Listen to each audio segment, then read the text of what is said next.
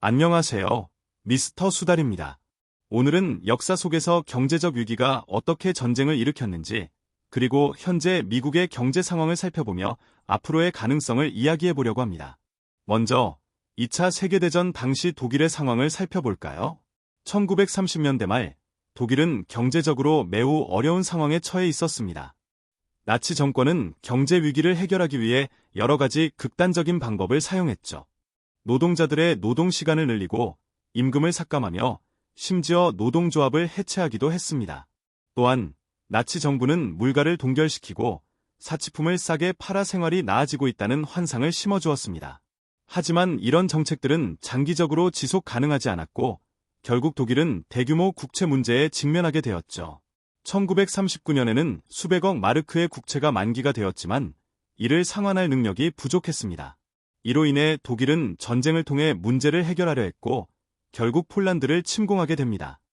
비슷한 시기에 일본도 경제적 어려움에 처해 있었습니다.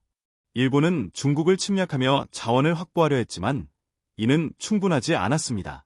1941년 일본의 외환 보유고는 거의 바닥났고 미국의 경제 제재로 인해 상황은 더욱 악화되었습니다.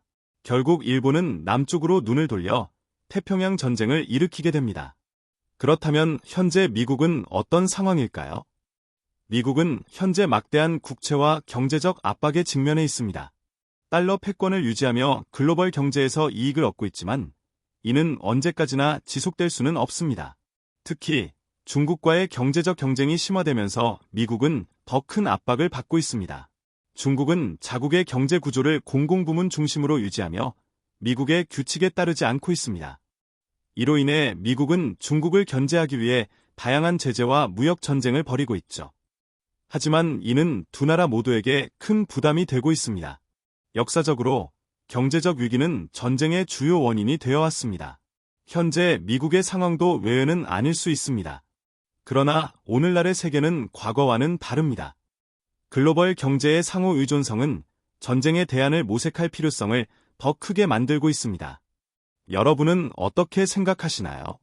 현재의 경제 상황이 어떤 결과를 가져올 것이라고 보시나요? 댓글로 여러분의 의견을 들려주세요. 오늘의 영상이 유익하셨다면 좋아요와 구독 부탁드리겠습니다. 다음 시간에 또 만나요.